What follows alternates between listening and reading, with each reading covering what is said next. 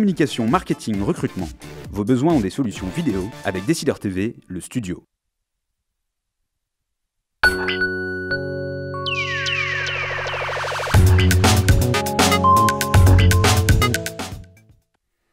Bonjour à tous, bienvenue dans la tribune des décideurs, l'occasion, vous le savez, de poser toutes vos questions en direct aux grands acteurs qui font l'économie de ce pays et au-delà. Nous avons le plaisir aujourd'hui de recevoir Gérald Karsanti. Bonjour Monsieur Karsanti. Bonjour. Vous dirigez, vous êtes le PDG de Hewlett Packard en France.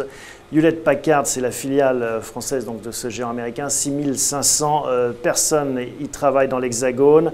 Vous avez étudié à Sciences Po, un doctorat en sciences économiques. Vous êtes passé auparavant chez IBM et Capgemini. Et en 2007, vous arrivez chez Hewlett Packard avant d'en prendre la direction il y a 3 ans. Vous allez fêter votre 3e anniversaire très prochainement.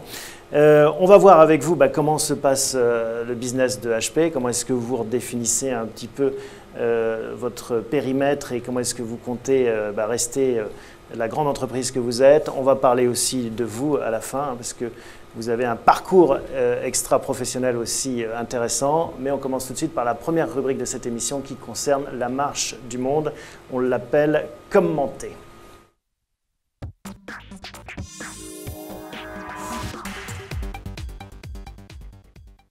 Et oui, parce qu'on cherche vos commentaires sur cette période qui est un petit peu peut-être paradoxale, avec une France qui se cherche, alors que le reste de l'Europe redémarre, et au-delà, sans doute les États-Unis, vous nous en direz un mot. Quelle est votre perception en tant que chef d'entreprise? Vous fournissez beaucoup d'entreprises, des grands comptes, des plus petites entreprises, plus petites PME. Quelle est votre analyse?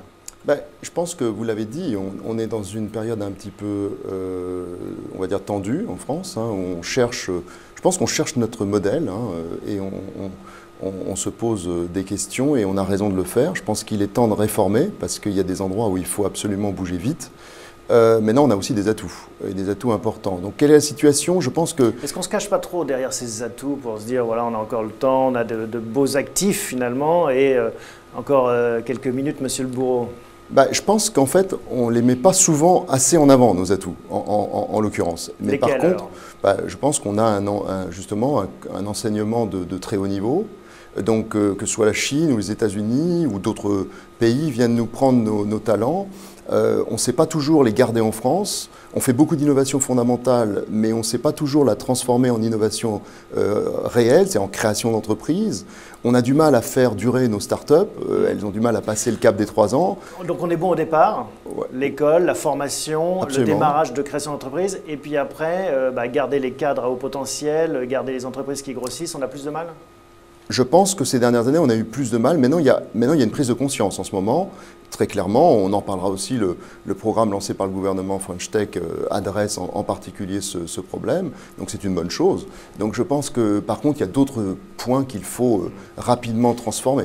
Mais alors de façon plus terre à terre, est-ce que vous voyez votre chiffre d'affaires stagner, régresser ou progresser? Est-ce qu'on vous souhaite en France, votre business? Alors nous comme je le dis souvent, on observe que le marché en fait est très dynamique dans le domaine informatique et en particulier dans celui où nous sommes nous, parce qu'on est très équilibré. On est à la fois dans le monde de l'utilisateur, donc PC, imprimante, mobilité, le monde de l'entreprise, et on voit que le marché est assez dynamique au fond. Quel segment marche le mieux? Notre chiffre d'affaires progresse, ça c'est indiscutable, et on est rentré dans les 5 pays les plus performants, à l'intérieur d'HP, les 5 pays les plus performants au monde. Qu'est-ce qui progresse le plus? Tout ce qui est serveur, parce que les clients lancent de nouvelles applications, ils veulent aller très vite, ils font des acquisitions, ils veulent être très réactifs. Le stockage, parce que l'explosion des données, indiscutablement. Et l'activité PC, qui marche très très bien, puisque au monde, HP a une part de marché qui est aussi entre 15 et 17%, 26% en France, donc on est très bien placé. Les imprimantes marchent plutôt pas mal, le logiciel aussi. Je dirais que là où c'est un peu plus tendu actuellement, c'est sur les services, même si on signe de très beaux projets. Globalement, le marché français est un marché qui est un peu tendu sur les services, donc on le ressent un petit peu. Mais disons qu'on n'a pas la même croissance, mais globalement, le chiffre d'affaires est plutôt satisfaisant. Robert. Pour en revenir à une question d'actualité, et pour éclairer ce que vous êtes en train de dire qui concerne quand même un secteur, j'allais dire, de pointe, le conflit aujourd'hui à la SNCF. Comment vous l'analysez? Est-ce qu'on a mal engagé une mauvaise réforme donc, qui se heurte plus vous connaissez bien les questions de management. Est-ce qu'on a mal enclenché cette réforme? Est-ce que c'est un combat d'arrière-garde? Comment vous voyez ce problème qui touche quand même des milliers et des milliers d'entreprises et de personnes? Je pense que la SNCF, c'est de mon point de vue, franchement et très sincèrement, pour connaître, j'ai eu la chance de rencontrer Guillaume Pépi, je connais le management aussi, quelques dirigeants de la SNCF, je pense qu'ils ont fait ces dernières années, comme d'autres entreprises, je pense à EDF ou Orange, ils ont fait une transformation fabuleuse. Quand on regarde le niveau de service qu'il y a dans les trains aujourd'hui et qu'on le compare à ce qu'il y avait il y a quelques années, je pense que la SNCF a fait une transformation massive et extrêmement intéressante. Maintenant, le problème, c'est que voilà, il y a beaucoup de personnes à satisfaire. Et puis, voilà. Mais comment, est-ce que la réforme a été menée correctement ou pas? Je pense qu'il est urgent d'entamer le débat en profondeur et de le régler. Et la raison est simple, c'est que bien que la grève soit un droit, et il faut justement en être content, parce que c'est ça une démocratie, je pense qu'il faut se méfier maintenant de ces images qu'on projette à l'extérieur. Donc une grève, je ne suis pas forcément, voilà, je ne vais pas dire qu'il faut être contre les grèves, de toute façon on n'est pas être jusqu'au boutiste, mais il faut quand même être très prudent sur la longueur de la grève et son ampleur. Je pense que quand on a un problème, il faut le mettre sur la table et le régler rapidement, parce qu'après ça donne une image qui n'est pas celle qu'on veut donner actuellement. Il ne faut pas oublier qu'aujourd'hui, le challenge pour nous tous, c'est d'attirer l'investissement. Et l'investissement, il vient de l'extérieur de la France pour une bonne partie. Donc il faut que les investisseurs potentiels aient une bonne image de ce que nous sommes. Qu'ils puissent prendre le train. Vous pensez que nous avons de bonnes infrastructures en France? Excellente. Je pense qu'il faut se dire que ce soit la SNCF ou de façon générale l'ensemble des infrastructures, il y a de la modernisation à faire, mais quand on se compare à ce qui existe dans d'autres pays européens et en particulier aux États-Unis, où j'ai vécu, je peux vous garantir que l'infrastructure en France est très bonne. C'est un atout d'ailleurs, je pense. Un mot des États-Unis, comment ça se passe là-bas? On dit beaucoup que ça repart. Est-ce que c'est aussi votre point de vue, votre perception? On peut dire que d'abord, il faut quand même voir que depuis des années, les Américains aident l'économie de façon considérable. Ils ont injecté des centaines de milliards de dollars dans l'économie. La Fed est à l'écoute du marché et fait ce qu'il faut pour soutenir l'économie. Donc les résultats sont là. Alors maintenant, ils sont passés par des crises épouvantables.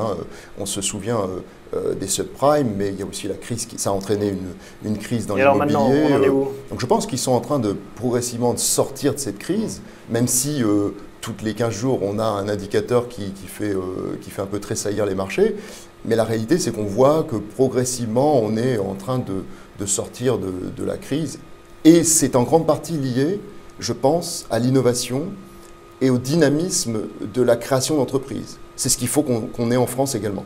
Et avoir cette culture. Pour en revenir à un autre géant mondial qui est la Chine, un marché que vous connaissez par la force des choses, actuellement, sa croissance est en train de ralentir. Est-ce que ça vous inquiète? Est-ce que vous pensez que c'est un changement dans la structure de leur activité? Je pense qu'ils sont comme tout le monde, c'est-à-dire que c'est un pays qui a un potentiel énorme. Il faut voir qu'en matière économique, vous savez, l'économie se mesure aussi par le nombre de personnes qui y vivent, la population, la richesse nationale, et puis après les atouts propres au pays. La Chine est un pays de commerçants, ils sont très bons dans tout ce qui est commerce. Donc c'est un pays très dynamique, qui est en phase de développement, et comme tous les pays qui sont en phase de très fort développement, les fameux BRICS, eh bien ils vont connaître des hauts, des bas, des ralentissements, des accélérations. Je ne pense pas qu'il y ait une grosse inquiétude à avoir de ce point de vue-là. On a besoin de la Chine comme débouché. La Chine a besoin de l'Europe, donc ça c'est la bonne nouvelle. Et je pense qu'on verra globalement, ils vont continuer leur développement. Allez, on va passer à la deuxième partie de cette émission, la vie un peu plus intime de votre entreprise, Hewlett Packard, HP, on dit maintenant. C'est la deuxième rubrique qui s'appelle « Partager ». On va partager avec vous la vie de HP.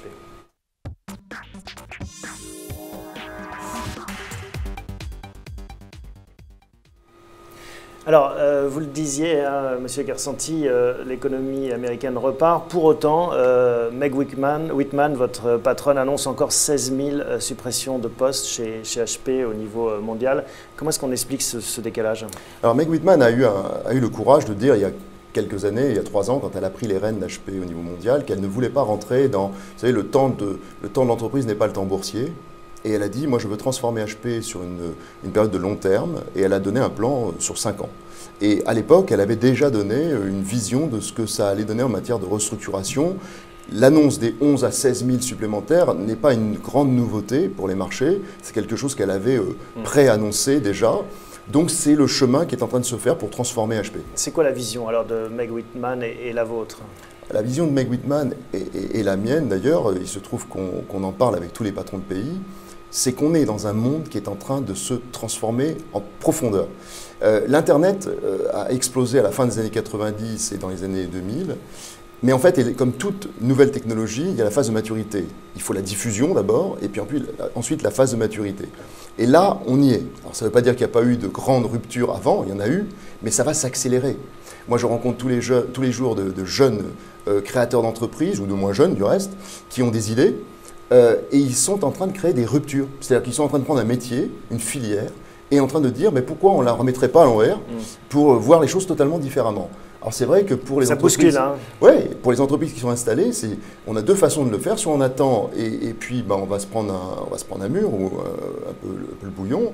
Soit on en profite pour se dire, c'est très excitant, c'est très dynamisant et il faut revoir nos fondamentaux, notre méthode de management, la façon dont on approche les marchés, les accès au marché. La façon de commercialiser, tout est à revoir et c'est ce que nous faisons. Vous mettez quand même pas un mode start-up, tout à fait. Bien, vous savez qu'il y a beaucoup de réflexions actuellement qui sont parties des universités américaines où c'est comment on peut instiller à l'intérieur, de mettre à l'intérieur des entreprises, des grands groupes, une logique un peu de fonctionnement à la start-up.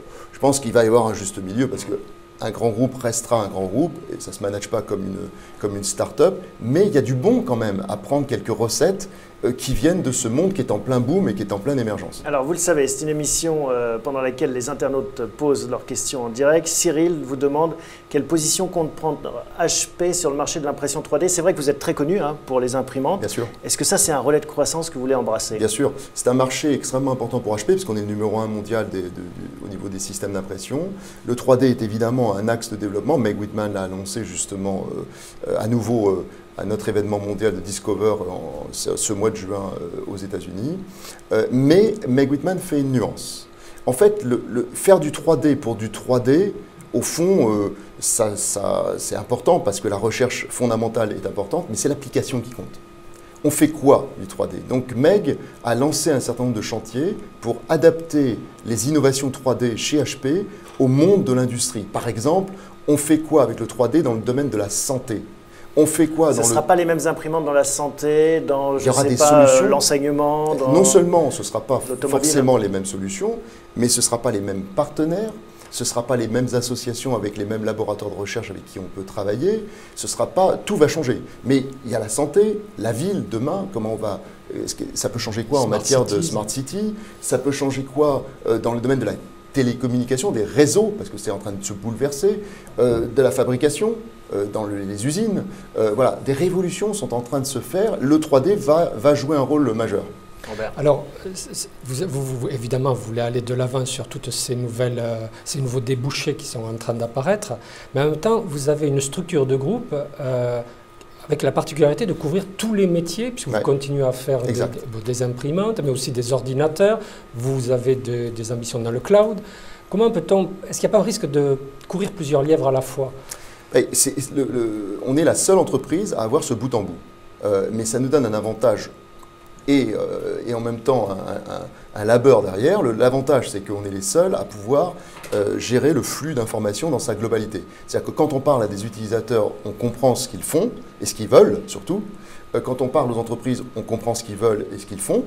Et on sait aussi que le réseau entre les deux est super important puisqu'il faut transférer l'information le plus vite possible, de façon la plus sécurisée possible entre les deux. On est le seul à faire ça, ce bout en bout. Donc c'est un avantage considérable pour nous. Par contre, le problème, c'est qu'il faut marier à l'intérieur d'HP des business models qui sont très différents les uns des autres. Et bon, les résultats montrent qu'on y arrive bien. Mais cette difficulté est largement dépassée par le bénéfice qu'on en tire. Parce que c'est une question qui revient. Grison, un autre internaute, vous demande, face à la baisse de ses ventes PC et ses résultats parfois plombés par ces activités-là, HP compte-t-il abandonner certaines de ses activités dans les années à venir? C'est vrai que c'est une vraie question. IBM a vendu son activité PC au chinois Lenovo. J'imagine qu'il y a une réflexion chez vous en permanence. Est-ce qu'on garde ce business ou pas? D'abord, à plusieurs années, je ne sais pas ce qui se passera. Vous savez, les entreprises, qui auraient pu prédire ce qui se passerait justement chez notre concurrent il y a quelques années? Personne. Donc, je pense qu'aujourd'hui, on est fermement ancré dans un modèle bout en bout. Contrairement à ce qui est dit là, l'activité PC n'a jamais aussi bien fonctionné. Le dernier trimestre, HP a annoncé des résultats sur sa division PC et imprimante du reste qui sont très bons, donc avec une bonne profitabilité. Donc l'activité marche bien. C'est en grande partie dû... On peut gagner de l'argent encore avec les PC parce qu'on a vu les problèmes de Dell aussi. Sur les PC, on fait entre 3 et 4% d'operating profit, de profit opérationnel rapporté aux revenus. C'est la meilleure profitabilité du marché, donc c'est lié à l'innovation. Hein. Meg Whitman, quand elle a pris les rênes, elle a dit on va remettre le paquet sur l'innovation, que ce soit dans les PC, les imprimantes et l'entreprise, le cloud, le big data, etc. Guillaume vous demande, HP est aussi une société de services. Est-ce que vous pensez investir suffisamment dans ce domaine quand on voit, dit-il, les investissements publicitaires d'un de vos concurrents, en l'occurrence Accenture? Est-ce que vous êtes assez présent? Est-ce que dans l'image, peut-être, des chefs d'entreprise ou du public, vous êtes assez présent dans les services? Alors, on est le numéro 2 mondial des services. On a racheté EDS il y a quelques années maintenant, c'était en 2008. EDS qui, à l'époque, qui est l'entreprise de transformation des systèmes d'information et d'infogérance. Donc, ils sont venus gonfler nos activités de services que nous avions déjà chez HP. Donc, on est très présent dans les services et on est, là encore, dans une logique de bout en bout. C'est-à-dire qu'on est à la fois dans le conseil, dans la transformation, dans l'infogérance, dans le support maintenance, on est sur tous les métiers des services. Alors maintenant, est-ce qu'on est assez connu dans les services? Je pense que nos clients le savent, puisqu'on a des activités qui marchent bien. Maintenant, vous savez, ce qui compte au fond, c'est plus ce que les clients veulent faire de leur système d'information. Donc ce qui compte, en fait, c'est à la fois l'usage qu'ils font des technologies, et puis cette logique de cloud où on va vers des logiques de services, on va vers des catalogues de services. Et ça entraîne systématiquement une activité de logiciel et de services, systématiquement. Il y a un problème récurrent sur ces aspects de cloud, notamment pour les entreprises, c'est la sécurité. Ouais. Comment peut-on garantir la sécurité des données à une entreprise? Alors, c'est un vrai sujet, parce qu'en fait, le premier chantier a été de mettre de la flexibilité dans les systèmes d'information avec des outils extrêmement performants, puis de mettre en place des catalogues, parce que le catalogue, c'est la clé de voûte d'un cloud. Hein. C'est quand vous pouvez proposer à un client des services plutôt que finalement de l'informatique traditionnelle. Un service très adapté. Très adapté, ciblé sur des besoins très liés au métier du client. Mais ensuite vient vite le problème de l'explosion des données et de la sécurité des données. Donc, comment faut-il faire? C'est un sujet super important et qu'on ne peut pas traiter comme ça en disant qu'on a quelques solutions. On a des méthodologies qui permettent à HP de descendre dans le détail, que ce soit une PME, PMI, une très petite entreprise ou un grand groupe multinational. Et on regarde dans le détail comment on peut sécuriser la donnée et comment on peut assurer la souveraineté des données aussi. Parce que ce sont deux choses très différentes. Et nous avons les deux en tête en permanence parce que c'est des sujets auxquels les clients sont très sensibles. Bien entendu, ils ont raison du reste.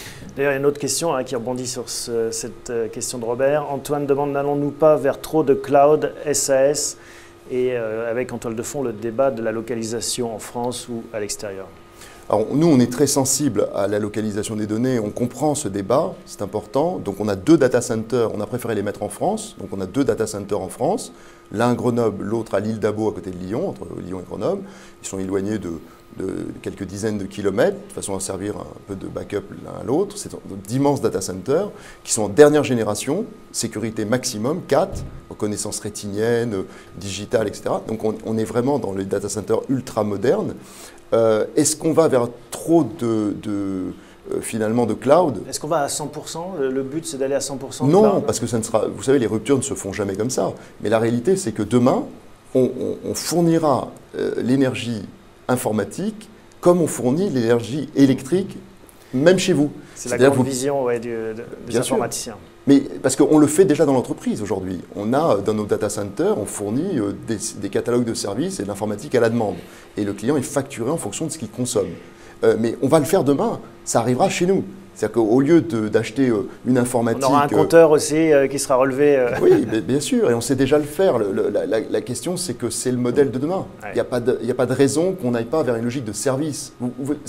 Fondamentalement, à part quand on est très tourné sur la techno, et j'en vends, donc je suis très concerné par ça, on veut d'abord et avant toute chose se préoccuper de l'application. Ça sert à quoi l'informatique? Allez, dernière rubrique, une rubrique un peu plus personnelle, c'est votre rubrique « J'aime ».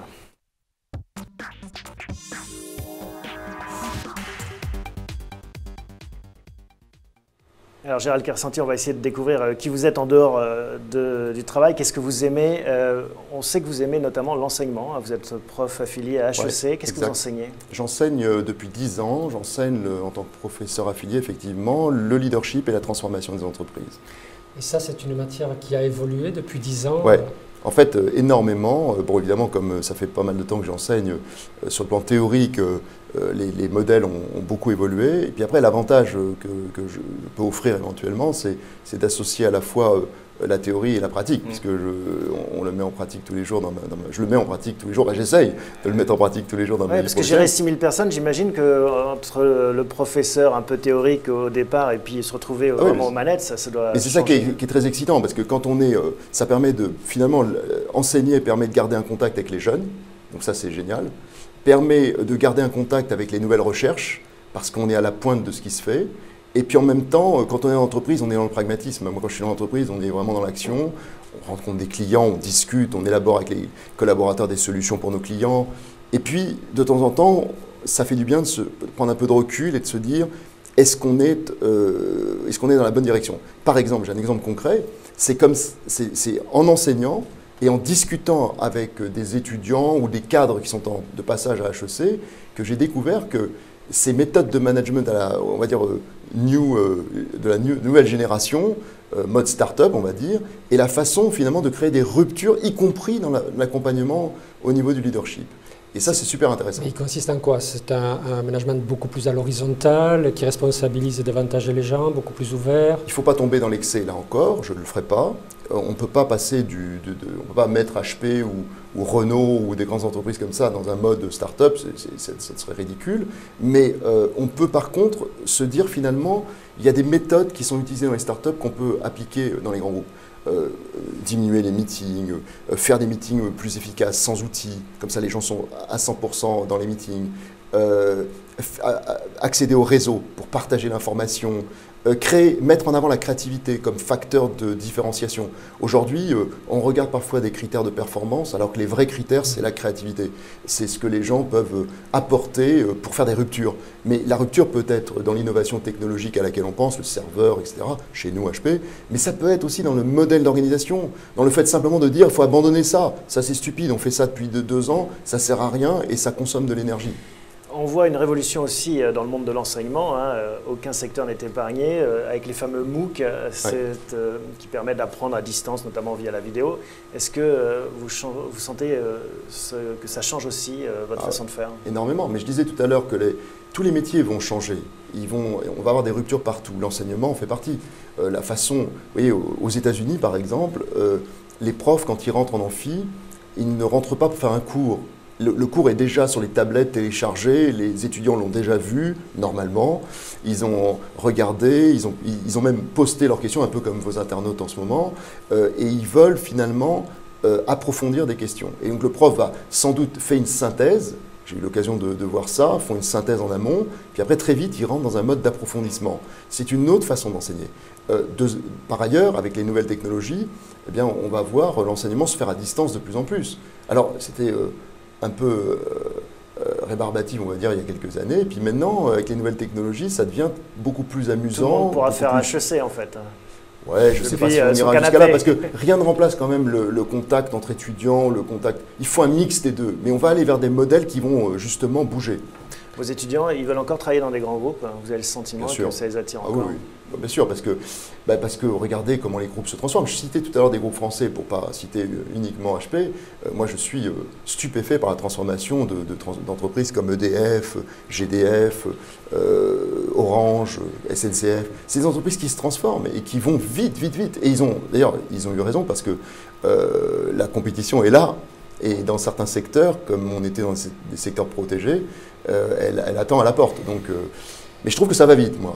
Est-ce que, vous qui êtes un théoricien du management, quand ces grands groupes font ces mutations, qu'est-ce que vous pouvez dire aux gens qui ont des difficultés à suivre? On a vu qu'il y a eu cette vague de suicides allemands, donc il y a des gens qui ont des difficultés à s'adapter à ces changements, ou qui sont un peu les laissés pour compte de...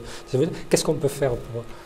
C'est-à-dire que le problème, c'est que là, on a un cumul de deux choses, des ruptures d'entreprise et une rupture technologique. La chance, c'est que pour une fois, la technologie est devenue tellement flexible qu'elle permet vraiment d'accompagner les ruptures d'entreprise. Par contre, ça crée du stress, parce que tous les collaborateurs, tous les salariés qui étaient habitués à travailler dans un certain modèle, avec certains outils, c'est compliqué quand on a dans sa vie à changer complètement de façon de travailler. La réalité, c'est qu'aujourd'hui, on va changer de méthode de travail et probablement de métier plusieurs fois dans sa carrière. Donc les jeunes, ils partent avec ça dans la tête. On a des enfants qui sont soit au bac, soit un petit peu au-delà. Ils ont grandi avec cette idée que voilà, ça va changer plusieurs fois. Les générations qui suivent, alors là, ce sera carrément à leur naissance. Mais la réalité, c'est que même les plus anciens, dont on fait partie, eh bien, il va falloir qu'on s'habitue à bouger, à changer. Et ça, je reconnais que c'est... Alors, comment on le fait? Là, je peux vous donner l'expérience d'HP. On a mis des lignes de support psychologique pour accompagner les collaborateurs qui ont peut-être un petit peu plus de difficultés avec les outils, avec les méthodes de management qui évoluent, du coaching, du mentoring, ça c'est très efficace, de la formation. On a une université HP à l'intérieur d'HP dont les cours sont faits par des collaborateurs HP, mais aussi à l'extérieur. Il y a un internaute qui rebondit sur la restructuration d'HP en France. Ça avance bien? Oui. Alors chez HP en France, on a fait un choix qui est de dire que plutôt que de continuer à avoir, on va dire, des plans sociaux traditionnels comme on en avait il y a quelques années, depuis 3 ans, on a opté plutôt pour de la transformation de poste. Donc on vient, ça c'est tout frais, on vient d'avoir nos syndicats, dans leur vaste majorité, 70%, nous ont suivis dans la signature d'une GPEC, donc gestion prévisionnelle de l'emploi et des compétences. C'est super parce que ça va nous permettre de faire une chose, de transformer HP en déplaçant les compétences des secteurs qui n'ont pas de croissance ou qui sont à faible valeur ajoutée vers ceux qui ont de la croissance et qui sont à forte valeur ajoutée, comme le cloud, le big data, la mobilité. Donc ça, c'est super. Et c'est plutôt le modèle qu'on a choisi pour transformer HP France. Allez, un dernier thème pour finir cette émission. On a parlé des têtes bien faites que vous aidez et contribuez à former. On dit corpore sana in mens, non, mens sana in corpore sano, un esprit sain dans un corps sain. Vous êtes un adepte du sport. Est-ce que vous pouvez nous en dire un mot? Moi j'adore le sport, mais j'ai toujours fait du sport. Quel sport? La Coupe du Monde, le foot? Voilà, quand j'étais plus jeune, je faisais du rugby et aussi des arts martiaux, mais j'ai surtout fait du rugby. Vous jouez quel poste? Centre? Je peux pas, j'avais pas le choix. J'ai joué demi de mêlée, mais j'ai adoré ce sport. Je l'adore toujours. Sport collectif. Puis j'ai une passion pour ce sport parce que je trouve qu'il transporte des valeurs absolument phénoménales. Sur le terrain, passé un certain âge, on a du mal à rester sur un terrain de rugby. Maintenant, vous faites quoi alors? Il y a quelques années encore, pas si longtemps, je jouais en corpo, mais il faut reconnaître quand même que c'est un peu rude. Donc oui. Alors après, on supporte les équipes, on est sur le stade, on emmène des clients voir de beaux matchs et on vibre. C'est l'autre côté du sport, les bons côtés. Bon, merci en tout cas, Gérald Kersanti, de nous avoir rendu visite. Merci Robert pour ces questions. Merci à vous tous de votre fidélité et puis de toutes vos questions. On se retrouve la semaine prochaine, même endroit, même heure.